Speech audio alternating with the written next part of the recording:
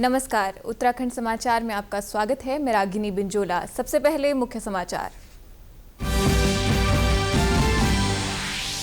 प्रधानमंत्री नरेंद्र मोदी ने कश्मीर में सोनमर्ग सुरंग का किया उद्घाटन। महज 20 से 25 मिनट में तय हो सकेगा गगनगीर से सोनमर्ग का सफर। आम लोगों के साथ सेना को भी मिलेगा फायदा।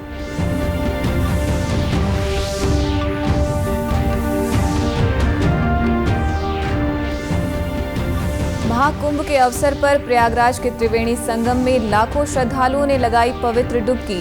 स्नान के लिए टिहरी बांध की झील से छोड़ा जा रहा अतिरिक्त पानी।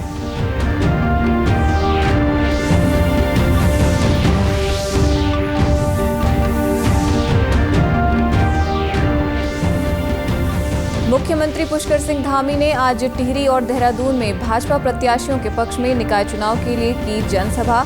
कहा, ट्रिपल इंजन की सरकार से विकास को मिलेगी रफ्तार।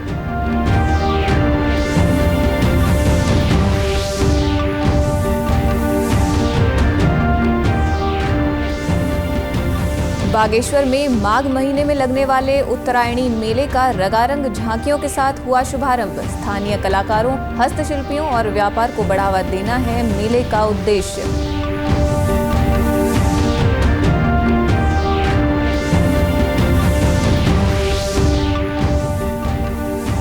और धर्मनगरी हरिद्वार में मकर संक्रांति के स्नान को लेकर पुलिस ने पूरी की तैयारी। 8 जोन और 48 सेक्टर में बांटा गया क्षेत्र। चाक चौबंद इंतजाम। अब समाचार विस्तार से। प्रधानमंत्री नरेंद्र मोदी ने आज कश्मीर के गांदरबल जिले में प्रतिष्ठित सोनमर्ग सुरंग का उद्घाटन किया और इसे राष्ट्र को समर्पित किया। इस अवसर पर केंद्रीय परिवहन और राजमार्ग मंत्री नितिन गडकरी, केंद्रीय मंत्री डॉक्टर जितेंद्र सिंह, जम्मू कश्मीर के उपराज्यपाल मनोज सिन्हा, मुख्यमंत्री उमर अब्दुल्ला, केंद्र शासित प्रदेश जम्मू कश्मीर के वरिष्ठ मंत्री, सांसद, सदस्य, विधायक और सुरंग परियोजना के वरिष्ठ अधिकारी मौजूद थे। प्रधानमंत्री ने सुरंग के अंदर जाकर इस परियोजना का निरीक्षण भी किया। सोनमर्ग सुरंग गांदरबल जिले में गगनगीर और सोनमर्ग के बीच यात्रा के समय को घटाकर मात्र 20 से 25 मिनट कर देगी। ये इस क्षेत्र के लोगों के लिए बड़ा बदलाव है, जो गगनगीर और सोनमर्ग के बीच एक बेहतर संपर्क प्रदान करेगी। सुरंग अत्याधुनिक तकनीकों से सुसज्जित है। इस परियोजना का काम मई 2015 में शुरू हुआ था और पिछले वर्ष पूरा हुआ। इसके बाद लद्दाख क्षेत्र की यात्रा सड़क मार्ग से और भी सुगम बन जाएगी। इससे व्यापार और पर्यटन क्षेत्र को भी गति मिलेगी। ये सुरंग सोनमर्ग में घरेलू और अंतर्राष्ट्रीय पर्यटन को भी बढ़ावा देगा। सुरंग के उद्घाटन के अवसर पर प्रधानमंत्री मोदी ने कहा कि इस टनल से स्थानीय लोगों को बड़ी सुविधा होगी। बर्फबारी या भूस्खलन जैसी स्थिति में रास्ते बंद नहीं होंगे और आवाजाही प्रभावित नहीं होगी। साथियों, और जब मैं सोनमर्ग टनल की बात कर रहा था, इससे सोनमर्ग के साथ साथ करगिल और लेह के लोगों की, हमारे लेह के लोगों की जिंदगी भी बहुत आसान होगी। अब बर्फबारी के दौरान एवलांच से या फिर बरसात में होने वाली लैंडस्लाइड के कारण जो रास्ते बंद होने की परेशानी आती थी, वो परेशानी कम होगी। जब रास्ते बंद होते हैं तो यहां से बड़े अस्पताल आना जाना मुश्किल हो जाता था। इससे यहां जरूरी सामान मिलने में भी मुश्किलें होती थी। अब सोनमर्ग टनल बनने से ये दिक्कतें बहुत कम हो जाएगी। प्रयागराज में महाकुंभ 2025 के प्रारंभ होने और पहले स्नान के अवसर पर ही महाकुंभ नगर स्थित मेला क्षेत्र में श्रद्धालुओं की अपार भीड़ देखने को मिली। लाखों श्रद्धालुओं ने गंगा, यमुना और पौराणिक सरस्वती नदी के संगम पर पवित्र स्नान किया। भारत की समृद्ध आध्यात्मिक और सांस्कृतिक विरासत को प्रदर्शित करने वाले 45 दिनों के महाकुंभ में दुनिया भर से 45 करोड़ लोगों के आने की उम्मीद है। देखिए हमारी ये खास रिपोर्ट। प्रयागराज का महाकुंभ पूरी दुनिया में सनातन मूल्यों को प्रदर्शित करने वाला सबसे बड़ा आयोजन है। हर 12 वर्षों में एक बार लगने वाले इस बार के पूर्ण महाकुंभ में माना जा रहा है कि 45 से 50 करोड़ लोग इन 45 दिनों के भीतर कुंभ महानगर का दर्शन करेंगे। यानी इटली, फ्रांस और यूनाइटेड किंगडम की पूरी जनसंख्या को मिला लें तो उससे भी ज्यादा लोग प्रयागराज की धरती पर दिव्य, भव्य और डिजिटल महाकुंभ का हिस्सा बनेंगे। लेकिन तीर्थराज प्रयाग की इस पावन धरा पर आने के साथ ही हम सभी को तीर्थ सेवन के कुछ सामान्य नियमों का पालन जरूर करना चाहिए। संगम की पावन धरा न केवल गंगा, यमुना, सरस्वती का पवित्र संगम है, बल्कि ज्ञान, भक्ति और वैराग्य का भी संगम है। और इस पावन धरा पर जो अमृत कण गिरे, उन अमृत कणों को समेटने के लिए, उन अमृत कणों के तत्व को समाहित करने के लिए एक बार फिर से हम सभी को अपने अंदर के समुद्र का मंथन करना होगा। जब तक कोई भी संभाषण, कोई भी प्रवचन, कोई भी संवाद ज्ञान के अभाव में होगा, चाहे वैराग्य के अभाव में होगा, वो तर्कपूर्ण नहीं होगा, तथ्यपूर्ण नहीं होगा, वो तत्वपूर्ण भी नहीं होगा। तो परमात्मा है क्या? तत्वमय है। शिवपुराण सहित कई सनातन ग्रंथों में बार बार ये सलाह दी गई है कि अन्य क्षेत्रे कृतं पापम तीर्थ क्षेत्रे विनश्यति, तीर्थ क्षेत्रे कृतं पापम वज्रलेपो भविष्यति। यानी अन्य क्षेत्र में किया गया पाप तीर्थ क्षेत्र या फिर धर्म क्षेत्र में नष्ट हो जाता है, लेकिन तीर्थ क्षेत्र में किया गया पाप वज्रलेप के समान कभी नष्ट नहीं होता। इसलिए बार बार संत जन सलाह देते हैं कि तीर्थ क्षेत्रों के सेवन में बहुत ही सावधानी रखनी चाहिए। और अगर आपको तीर्थराज प्रयाग में कुंभ के तत्वों को आत्मसात करना है तो सत्संग की गंगा में गोता लगाना ही होगा। जिस प्रकार से जब हम गंगा के किनारे बैठ करके गंगा को सिर्फ आवाहित करें तो हम तब तक नहीं भीगने वाले हैं। तो हम निर्मल होकर के एकदम जैसे सरेंडर करते हैं गंगा जी में, एक एक कदम बढ़ाते जाते हैं, ज्यों ज्यों गंगा जल में बढ़ते जाते हैं वैसे वैसे हम भीगते जाते हैं। वैसे ही जितना संत समागम होता जाएगा, धीरे धीरे आप प्रवेश होते जाएंगे, तत्वों का ज्ञान होता जाएगा, आपकी अपनी ही चेतना जागृत हो जाएगी। तीर्थराज प्रयाग की धराधाम में जितने भी क्षण आप बिताते हैं उसके पुण्य का तो बखान नहीं किया जा सकता, लेकिन जहां तक संभव हो प्रयास करें कि आपके किसी भी कार्य से किसी के भी मन को ठेस न पहुंचे। जहां तक हो सके दीन दुखियों की मदद करने का प्रयास करें। और सबसे जरूरी ये कि आप प्रयाग आने के अपने अंतिम लक्ष्य को कतई न भूलें। स्वयं हरिहर ने यहाँ पर यज्ञ, तप और दक्षिणा की प्रतिष्ठा देखकर इसका नाम प्रयाग रखा है और हम सभी को इसी यज्ञ, तप और दान की महिमा को अक्षुण बनाए रखना है। आप सभी लोग महाकुंभ की यात्रा पर जा ही रहे होंगे, तो अपने तन, मन और धन को शुद्ध करने के लिए हम सभी लोग जाते हैं। हम सभी जानते हैं कि अपने तन को शुद्ध करने के लिए हम माँ त्रिवेणी में स्नान करते हैं, धन की शुद्धि के लिए हम दान करते हैं, दान की बहुत बड़ी महत्ता है। लेकिन अगर मन को शुद्ध करना है तो इस तरह के सत्संग भी आपको करना अत्यंत आवश्यक है। कैमरामैन शिव सुमन के साथ अजय मिश्र, डीडी न्यूज। उत्तर प्रदेश सिंचाई विभाग के अनुरोध पर टिहरी बांध की झील से गंगा नदी में 2000 क्यूसेक अतिरिक्त पानी छोड़ा जा रहा है। टीएचडीसी ने 15 दिसंबर से उत्तर प्रदेश सिंचाई विभाग की मांग पर पानी छोड़ना शुरू कर दिया था, जो 15 फरवरी तक जारी रहेगा। इसके अलावा टीएचडीसी विशेष स्नान पर्व पर भी टिहरी झील से अतिरिक्त पानी छोड़ेगा, ताकि महाकुंभ में श्रद्धालुओं के स्नान के लिए पानी की कमी न हो। टीएचडीसी के अधिशासी निदेशक एलपी जोशी ने इसकी जानकारी दी। जो अथॉरिटीज़ थी यूपी इरिगेशन डिपार्टमेंट की, उनके हिसाब से 2000 क्यूसेक्स इनको एडिशनल पानी यहाँ से टिहरी डैम से छोड़ा जाना था। वो हम लोग 15 दिसंबर से 15 फरवरी तक वो हम लोग छोड़ रहे हैं इसमें। उसके बाद जो प्रमुख स्नान है वो 13 फरवरी, 14 जनवरी को है, उसके बाद 29 जनवरी को है, फिर बसंत पंचमी को होगा, फिर अप्रैल में होगा। तो जो भी मुख्य स्नान होंगे उसके हिसाब से जो भी एडिशनल पानी की रिक्वायरमेंट होगी वो हम लोग उसको असेसमेंट करेंगे और जो भी उनकी रिक्वायरमेंट होगी उसके हिसाब से पानी छोड़ा जाएगा। महाकुंभ में देश विदेश से आने वाले लाखों श्रद्धालुओं के अलावा बड़ी संख्या में साधु संत भी संगम में स्नान कर पुण्य अर्जित करते हैं। स्नान के लिए पानी की कोई कमी न हो, इसीलिए टिहरी झील से पानी छोड़ा जा रहा है।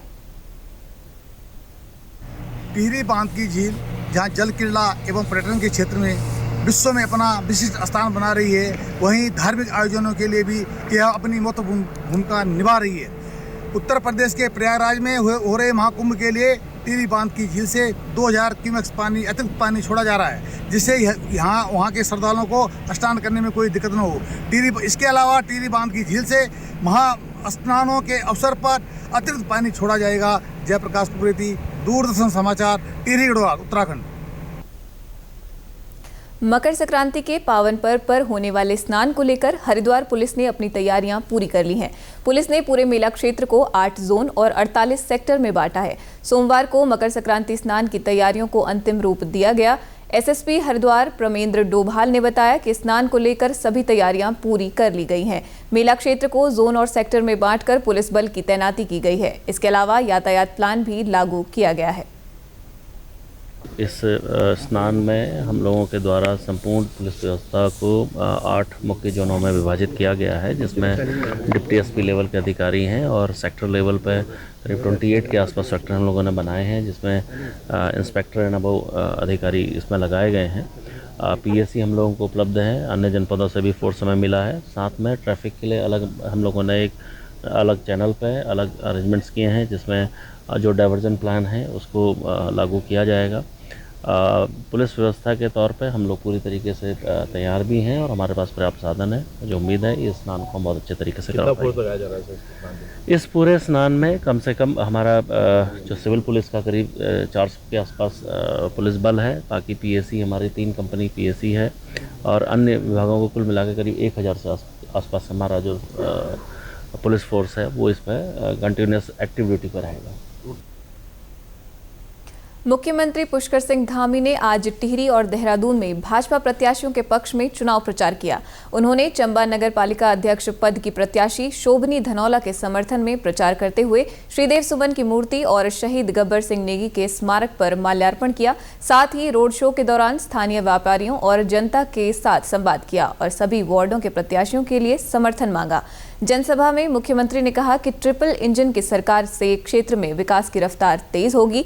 मुख्यमंत्री ने पलायन रोकने और रोजगार सृजन के लिए सरकार के प्रयासों की जानकारी भी दी। साथ ही निकाय चुनाव में भाजपा प्रत्याशियों की जीत का दावा भी किया।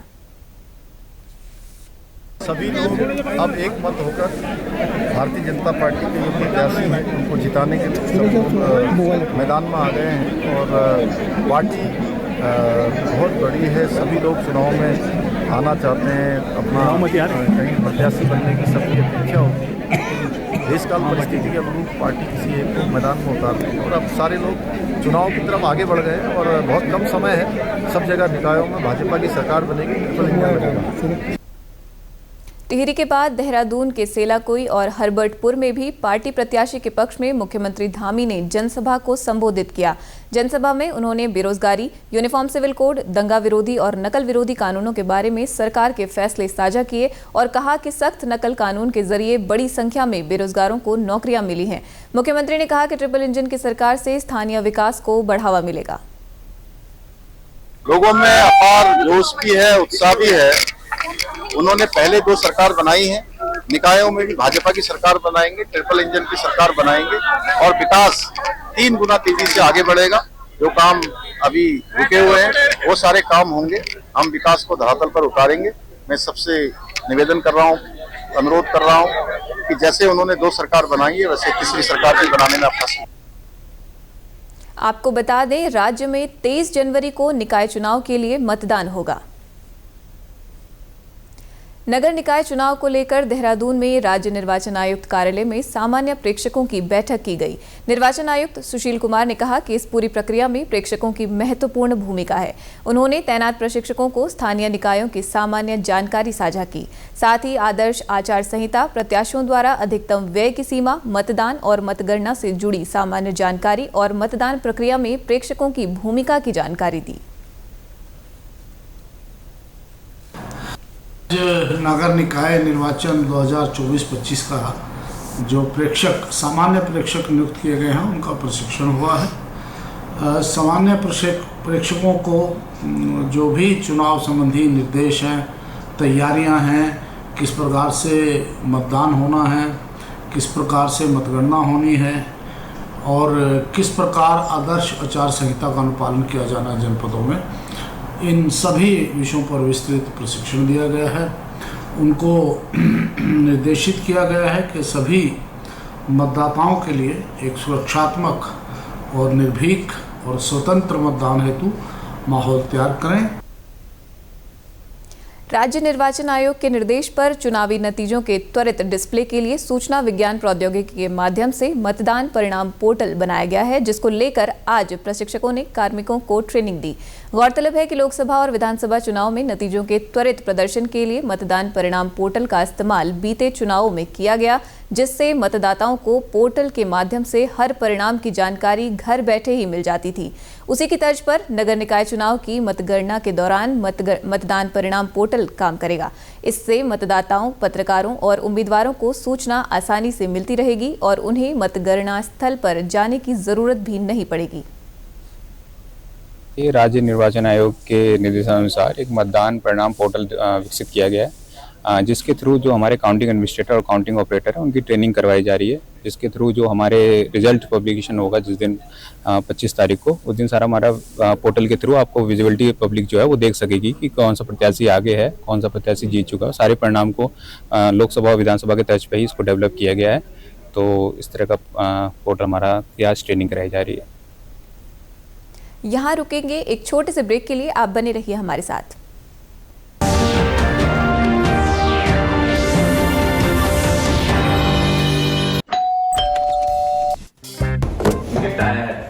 अरे वाह, लेजेंड की बैट, इससे तो मैं खेलूंगा।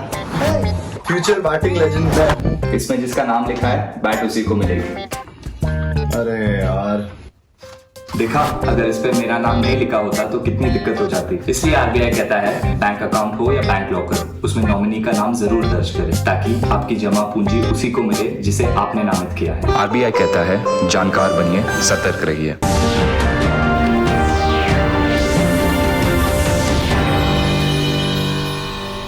ब्रेक के बाद एक बार फिर आपका स्वागत है। बढ़ते हैं अगली खबर की ओर। उत्तराखंड में भागीरथी, अलकनंदा और मंदाकिनी में लंबित हाइड्रो प्रोजेक्ट को लेकर जल्द ही बड़ा फैसला हो सकता है। बता दें कि मंदाकिनी, अलकनंदा और भागीरथी नदी पर 54 हाइड्रो प्रोजेक्ट आज भी सुप्रीम कोर्ट में लंबित हैं, जिसके चलते अब तक इनका निर्माण पूरा नहीं हो पाया। उत्तराखंड ऊर्जा सचिव डॉक्टर आर मीनाक्षी सुंदरम ने बताया कि इन प्रोजेक्ट को लेकर सुप्रीम कोर्ट में जो जनहित याचिकाएं दायर की गई थी, उनको लेकर सुप्रीम कोर्ट ने एक कमेटी का गठन किया था। कैबिनेट सेक्रेटरी की अध्यक्षता में बनाई गई कमेटी ने 5 हाइड्रो प्रोजेक्ट के प्रपोजल को क्लियर किया है। इनमें 2 बड़े प्रोजेक्ट हैं जबकि 3 छोटे प्रोजेक्ट हैं। इसके बाद केंद्रीय वन एवं पर्यावरण मंत्रालय से इसकी क्लियरेंस लेनी है, जो अभी प्रगति पर है। क्लियरेंस मिलने के बाद ये रिपोर्ट सुप्रीम कोर्ट में रखी जाएगी, जहां सभी अपना पक्ष सुप्रीम कोर्ट के सामने रखेंगे। सर्वोच्च अदालत के फैसले के बाद इस पर काम शुरू हो सकेगा। उन्होंने चीफ सेक्रेटरी उत्तराखंड को भी उसका मेंबर बनाया, तो ये कमेटी स्टडी करेगी और एक्सपर्ट बॉडी 2 के रिकमेंडेशन पर अपना रिकमेंडेशन गवर्नमेंट ऑफ इंडिया को देगी। गवर्नमेंट ऑफ इंडिया उस पर अंतिम निर्णय लेगा। वो अंतिम निर्णय भी कोर्ट के सामने रखी जाएगी एफिडेविट के माध्यम से, फिर कोर्ट उसमें जुडिशियल रिव्यू भी करेगा। तो ये ऑर्डर का सारांश है। और उसके बाद कमेटी ने 5 प्रपोजल्स को क्लियर किया है। इन 5 प्रपोजल्स में 2 बड़े प्रोजेक्ट हैं और 3 छोटे प्रोजेक्ट्स हैं। इसके बाद ये गवर्नमेंट ऑफ इंडिया में MOEF के माध्यम से सक्षम स्तर पर इसकी अप्रूवल लेनी है, वो प्रोसेस में अभी है। और गवर्नमेंट ऑफ इंडिया ने अभी ऑनरेबल सुप्रीम कोर्ट से टाइम सीक किया है इसके अंतिम निर्णय के लिए। तो ये निर्णय जब हो जाएंगे उसके बाद भी वो ऑनरेबल सुप्रीम कोर्ट में रखी जाएगी और कोर्ट भी अपना व्यू देंगे। और उसमें कोर्ट में डिफरेंट पक्षकार हैं, कुछ ऐसे पक्षकार भी हैं जो एक भी प्रोजेक्ट नहीं चाहते हैं, कुछ तो स्टेट एक पक्षकार हैं, स्टेट 21 के 21 प्रोजेक्ट चाहते हैं जो एक्सपर्ट बॉडी 2 ने क्लियर किया है। तो अभी थोड़ा वेट करना पड़ेगा। पौराणिक धरोहरों को समेटे उत्तराखंड की काशी के नाम से विख्यात बागेश्वर में आज माघ माह में लगने वाले उत्तरायणी मेले का शुभारंभ हुआ। सरयू गोमती और विलुप्त सरस्वती के संगम पर स्थित शिवनगरी बागेश्वर में उत्तरायणी का यह मेला हर साल लगता है। मेले का उद्घाटन करते हुए कुमाऊं कमिश्नर दीपक रावत ने कहा कि मेले का उद्देश्य स्थानीय व्यापार को बढ़ावा देना है।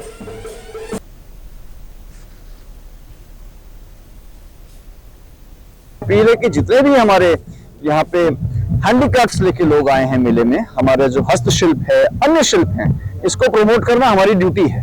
क्योंकि मेला जब ये था, इसका जो इतिहास है, एक तरह से ट्रेडिंग फेयर था। मतलब इसमें रिलीजन तो खैर है, लेकिन ट्रेडिंग भी होती थी। और इसमें हमारा दायित्व है कि हमारे जो प्रोडक्ट्स हैं, इस सबके ब्रांड एम्बेसडर हम लोग खुद बने और आर्टिसंस को मदद। जिलाधिकारी आशीष भटगाई ने कहा कि ऐतिहासिक उत्तरायणी मेले को भव्य तरीके से मनाने के लिए प्रशासन की ओर से हर संभव प्रयास किए जा रहे हैं। बहुत ही ऐतिहासिक और पौराणिक मेला है जो हमारी संस्कृति को और हमारी आर्थिकी को भी जोड़ता है। और हमारे जो दूर दराज के क्षेत्र हैं वहाँ से लोग यहाँ पर आते हैं और हैंडीक्राफ्ट का बहुत अच्छा प्रदर्शन और कपड़े और ऊनी वस्त्रों का भी यहाँ पर डिस्प्ले किया जाता है और ये हमारी व्यापारिक एक जो सोच है उसको भी बढ़ावा देता है, अन्य लोगों को भी आपस में जोड़ता है, संस्कृति को भी आपस में जोड़ता है। उत्तरायण मेले के उद्घाटन पर रंग बिरंगी झांकियां निकाली गई। झांकियां तहसील परिसर से गोमती पुल, स्टेशन रोड, सरयू पुल होते हुए नुमाइश खेत पहुंची। झांकियों में दारमा के कलाकारों के नृत्य के साथ ही ढोल दमाऊ भी बजाए गए। स्थानीय कलाकारों और विभिन्न विद्यालयों के छात्रों ने झोड़ा छाछरी की प्रस्तुति भी दी। झोड़ा छाछरी और सेना के बैंड के साथ ही छोलिया नर्तकों की प्रस्तुति ने सभी का मन मोह लिया। विधायक सुरेश गड़िया ने उत्तरायणी पर्व पर सभी को शुभकामनाएं दी। सभी लोगों को मैं मकर संक्रांति विभूतिया पर्व की बहुत बधाई देता हूँ, शुभकामनाएं देता हूँ, क्योंकि उत्तरायणी हर वर्ष की भांति इस बार भी मनाई जा रही है और मैं चाहूंगा कि अपने सुदूरवर्ती गांवों से सभी लोग उत्तरायणी मेले में आएंगे। आपको बता दें कि कूली बेगार प्रथा का अंत उत्तरायणी मेले के दौरान 14 जनवरी 1921 में कुमाऊं केसरी बद्रीदत्त पांडे की अगुवाई में हुआ था। 13 जनवरी 1921 को संक्रांति के दिन एक बड़ी सभा हुई और 14 जनवरी को कूली बेगार के रजिस्टरों को सरयू में प्रवाहित कर कूली बेगार का अंत किया गया। इसके बाद 28 जून 1929 को राष्ट्रपिता महात्मा गांधी ने बागेश्वर की यात्रा की और नुमाइश खेत मैदान में सभा की थी। उत्तरायणी मेले को इस प्रथा के अंत के प्रतीक के तौर पर भी देखा जाता है। वतन को जानो थीम पर आयोजित कश्मीरी युवा आदान प्रदान कार्यक्रम के तहत कश्मीरी युवाओं का दल नैनीताल पहुंचा। कार्यक्रम में कश्मीर के 132 प्रतिभागी हिस्सा ले रहे हैं। भीमताल में 6 दिनों में प्रतिभागियों को उत्तराखंड राज्य की संस्कृति, वेशभूषा, खान पान और विभिन्न पर्यटक स्थलों से रूबरू कराया जाएगा। इसके साथ ही कश्मीरी युवा भी अपनी संस्कृति, खान पान और दूसरी विधाओं से जनपद के युवाओं को अवगत करेंगे। सांसद अजय भट्ट ने दीप प्रज्वलित कर वतन को जानो कार्यक्रम का शुभारंभ किया। इस दौरान उन्होंने बताया कि केंद्र सरकार के इस कार्यक्रम से युवा वतन को बेहतर तरीके से जानेंगे, जिसमें उनमें राष्ट्र प्रेम की भावना और बढ़ेगी। कश्मीरी युवा आदान प्रदान कार्यक्रम ये चौथी बार हो रहा है। मैं नेहरू युवा केंद्र को और भारत सरकार को बधाई देता हूं कि आज हम एक क्षेत्र से दूसरे क्षेत्र में जा रहे हैं। जब हमारे बच्चों का इंटरेक्शन होता है, यहाँ आज नैनीताल ज़िले में है, कल दूसरी जगह होंगे, तो कश्मीर और यहाँ के बच्चों के टेलीफोन, उनके फ़ोटोग्राफ्स एक दूसरे को शेयर होंगे। आने वाले दिनों में उनकी मित्रता और प्रगाढ़ होगी। कभी कश्मीर घूमने यहाँ के बच्चे हम चले जाएंगे, कभी वहाँ के बच्चे यहाँ आ जाएंगे। तो इस तरह से देश की संस्कृति की जानकारी भी जानेंगे और कितना समृद्ध देश है, कैसी हमारी देश की हिस्ट्री है, ये सब हम जानेंगे। वहीं कश्मीर से युवा नैनीताल आकर बेहद खुश नजर आए। उन्होंने उम्मीद जताई कि उत्तराखंड से वे बहुत कुछ सीख कर वापस जाएंगे। पहले दिन हमें बहुत मज़ा आ रहा है। जब हम यहाँ पर आए तो हमें लगा ही नहीं कि हम किसी और जगह आए हैं। इस सिमिलर कश्मीर भी इतना ही खूबसूरत है। वहाँ पर भी ऐसी ग्रीनरी जैसे नैनीताल में है और हमने बहुत सारे एक्सपेक्टेशंस लेके आए हैं कि हमें यहाँ पर बहुत कुछ सीखने को मिलेगा, बहुत कुछ देखने को मिलेगा एंड ऑफ कोर्स कि हम यहाँ पर अपना कल्चर जो है वो दिखाएंगे एंड दूसरों का भी कल्चर देखेंगे। सो आई थिंक ये जो जर्नी है बहुत ही अच्छी होने वाली है, जो कि फुल ऑफ एंजॉयमेंट है, फुल ऑफ नॉलेज होगी। हमें यहाँ आकर बहुत ज़्यादा अच्छा लग रहा है। यहाँ की हॉस्पिटैलिटी, यहाँ की फैसिलिटी, बहुत कुछ बहुत ज़्यादा अच्छा है। हमें लग ही नहीं रहा कि हम इतना दूर आए हैं कश्मीर से। हमें लग रहा है कि हम कश्मीर से निकल के कश्मीर में ही आए हैं। यहाँ पे बहुत अच्छा है सब कुछ, यहाँ का खाना पीना, यहाँ का कल्चर बहुत ज़्यादा अच्छा है सब।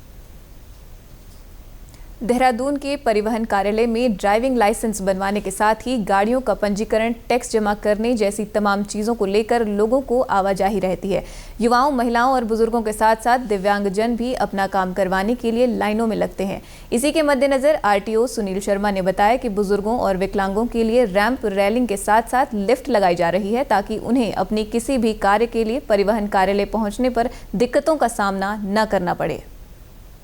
देखिए, आरटीओ ऑफिस में न सिर्फ बुजुर्गों के लिए बल्कि विकलांगों के लिए भी ये हमारे द्वारा ये व्यवस्था करी गई है कि ऑफिस में किसी भी स्थान पर अगर कोई विकलांग व्यक्ति या बुजुर्ग व्यक्ति जाना चाहता है तो उसके लिए न सिर्फ रैंप बनाए गए हैं, उसके अलावा रेलिंग्स लगाई गई हैं और उसके अलावा ऊपर के फ्लोर पर जाने के लिए एक लिफ्ट बनाई जा रही है, जिसके माध्यम से कोई भी व्यक्ति लिफ्ट का उपयोग करके ऑफिस के हर कोने में जहां पर भी सेवा प्रदान की जा रही है वहां तक पहुंच सकते हैं। देश के सार्वजनिक प्रसारक प्रसार भारती ने OTT प्लेटफॉर्म के क्षेत्र में कदम रखते हुए हाल ही में वेव्स की शुरुआत की है। ये डिजिटल मीडिया और OTT दर्शकों को एक संपूर्ण इंफोटेनमेंट इकोसिस्टम देता है। अगर आपको भी चाहिए फ्री में शानदार कंटेंट तो आज ही डाउनलोड करें वेव्स ऐप। QR कोड के जरिए भी वेव्स ऐप डाउनलोड की जा सकती है। प्रदेश के समाचारों में बस इतना ही। चलते चलते मुख्य समाचार एक बार फिर। प्रधानमंत्री नरेंद्र मोदी ने कश्मीर में सोनमर्ग सुरंग का किया उद्घाटन। महज 20 से 25 मिनट में तय हो सकेगा गगनगीर से सोनमर्ग का सफर। आम लोगों के साथ सेना को भी मिलेगा फायदा।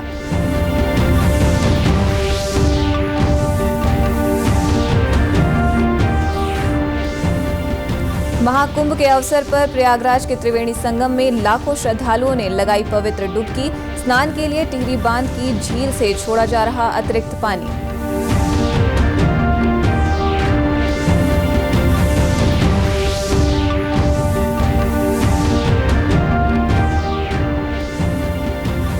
मुख्यमंत्री पुष्कर सिंह धामी ने आज टिहरी और देहरादून में भाजपा प्रत्याशियों के पक्ष में निकाय चुनाव के लिए की जनसभा।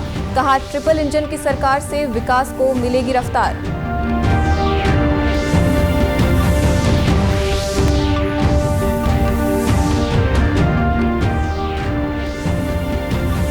बागेश्वर में माघ महीने में लगने वाले उत्तरायणी मेले का रंगारंग झांकियों के साथ हुआ शुभारंभ। स्थानीय कलाकारों, हस्तशिल्पियों और व्यापार को बढ़ावा देना है मेले का उद्देश्य।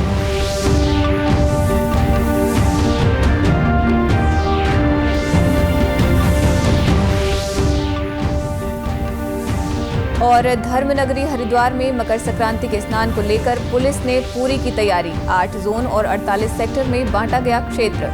चाक चौबंद इंतजाम। प्रदेश से जुड़ी अपडेट्स के लिए आप हमसे सोशल मीडिया के माध्यम से भी जुड़ सकते हैं। हमारा एक्स हैंडल है DDNews_देहरादून। हमारा फेसबुक पेज है DD News उत्तराखंड। हमारे YouTube channel DD News Uttarakhand को आप सब्सक्राइब करें और हमारे Instagram page DD News Uttarakhand को भी फॉलो करें। इसी के साथ हमें दीजिए इजाजत। नमस्कार।